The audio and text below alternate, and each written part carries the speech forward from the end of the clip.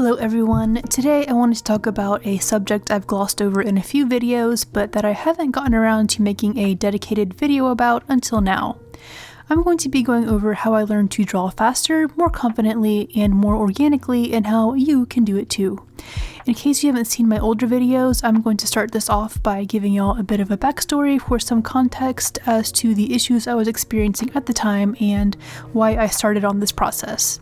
As a disclaimer, as I'm sure you're all well aware, not every technique will work for every artist. I hope this is helpful to y'all, but if not, there is more than likely something else out there that will work for you, so don't give up hope. Once I get through this backstory, I'll break down the process I went through into simple steps, along with some little doodle examples so you can start incorporating this exercise into your daily practice.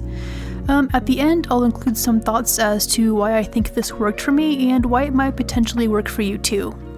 So if you're new here and you've never heard me say this before, I'll say it again.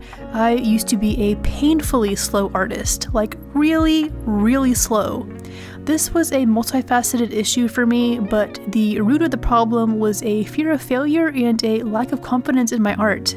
I also couldn't do any piece without a reference or two or three, but not just any reference, it had to be the perfect reference. I had such a strong fear of messing up that I would spend hours and hours searching through reference pictures and then even more time painstakingly recreating them in my sketches. I started taking art seriously around 2010-ish, and I worked this way for about 7 to 8 years. While my art did slowly improve over that time frame, it always had a certain stiffness that I disliked. It didn't quite flow the way I envied in other artists' work, and on top of that, it was difficult, if not impossible, for me to draw from my head. I have always felt like my knowledge of anatomy was surface level because I only ever drew what I could see and hardly ever practiced exploring how all the bones and muscles work together. I thought I just wasn't capable of achieving what I loved in other artists' work, so I got comfortable doing things as I had always done them, unhappy, unconfident, but comfortable. And then something happened that made me unintentionally figure out what my problem was. I got sucked into a hyperfixation that wouldn't allow me to be comfortable if I wanted to succeed. I got sucked into the world of art-based roleplay games. To keep things brief, it's a game where you draw your characters a lot to advance them through whatever ranks the game has set up and to earn cool stuff. I'm a sucker for cool stuff, but the snail's pace at which I drew would not allow me to get anywhere at a reasonable rate. Fortunately for me, my burning desire for cool stuff made me put aside almost a decade of fear and crippling perfectionism and begin working on simplifying my style for speed.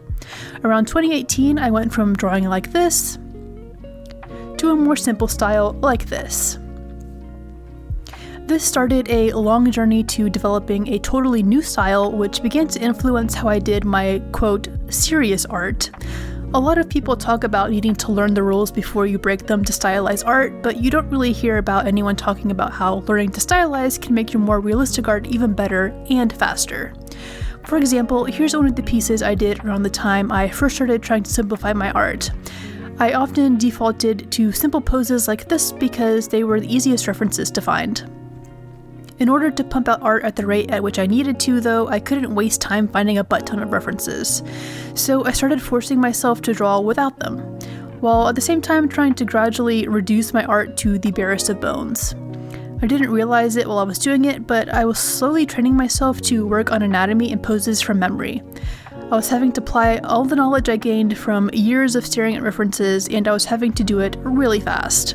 After a year and a half or 2 years of doing this, my serious art started to look like this. This pose was pulled straight from my head with no references. You see how much more loose and organic it looks in the previous image I showed? That's the product of all the time I spent gaining confidence in my abilities and practicing anatomy without references, so that I actually understood it and wasn't just copying what I saw.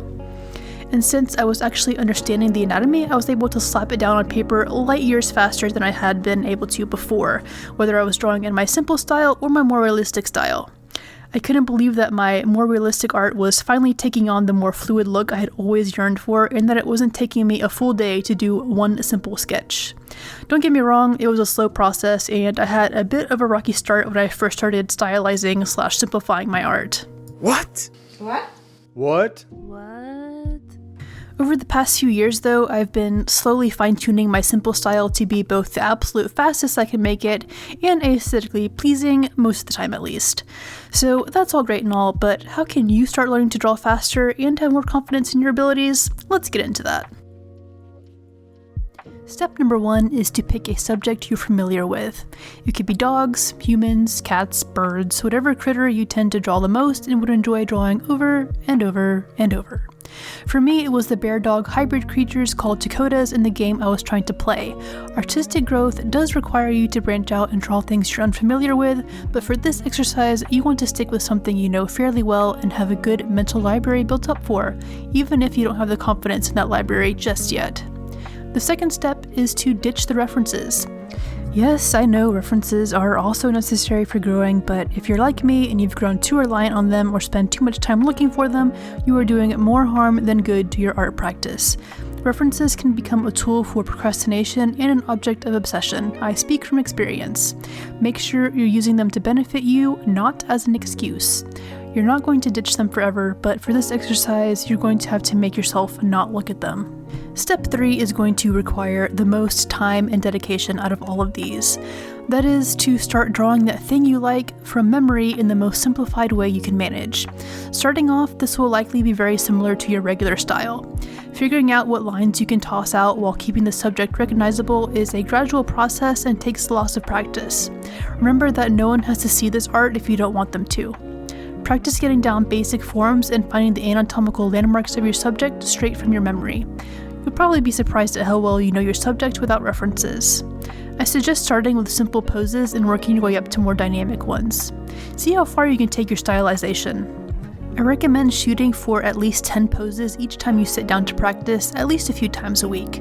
Again, you're not using references, so not having to take the time to look them up should mean that you can get these poses done fairly quickly. As you see from the examples on screen right now, each pose should only take a few minutes at the most, especially as you get more comfortable doing them.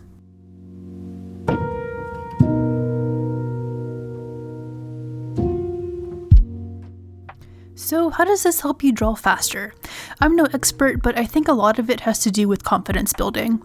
By doing this exercise, you're giving yourself permission to make imperfect art, and a lot of it.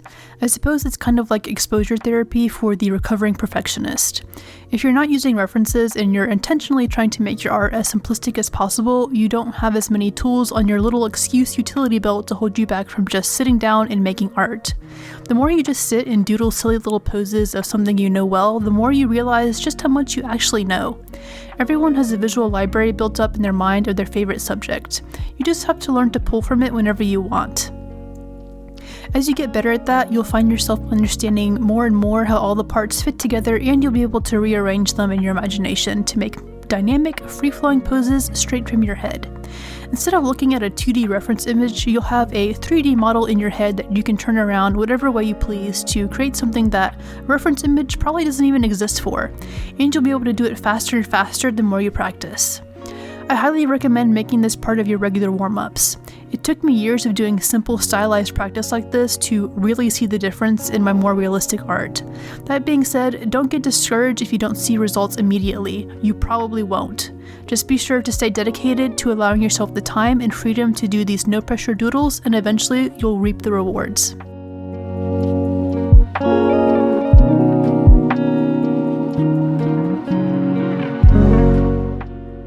So right now you might be thinking, but wait, if I'm only doodling that one thing, doesn't that mean I won't be able to draw anything else just as well? Not necessarily.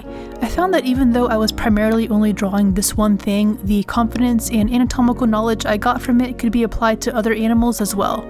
The reason for that is that many animals share similar body plans, and while they may look radically different on the outside, the mechanics behind their anatomy all work the same way.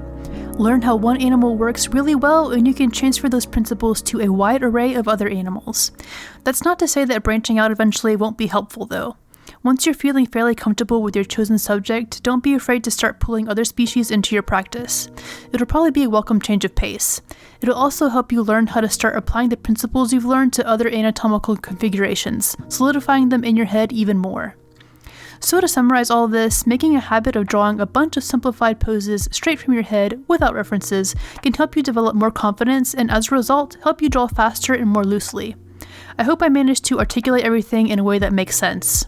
I've had all this on my chest for a long time and I've been burning to get it all out and try and help artists in a similar situation to the one I was in. Even if you're not in that exact position, I hope you're able to glean something from this, and if anything, I hope this video is the permission you need to just let yourself be playful with your art. Art shouldn't be something that feels like a monumental all-day task. By learning to let go and draw from your imagination, it won't be. And that's all I've got for y'all today. Definitely let me know if you have any questions, and if I need to address anything in a part 2 or just here in the comments, I'll be glad to do so to the best of my ability. If you found the video helpful, let me know with a like and/or comment. I'd be super grateful. Good luck with your practice, everybody, and I'll see you all in the next video.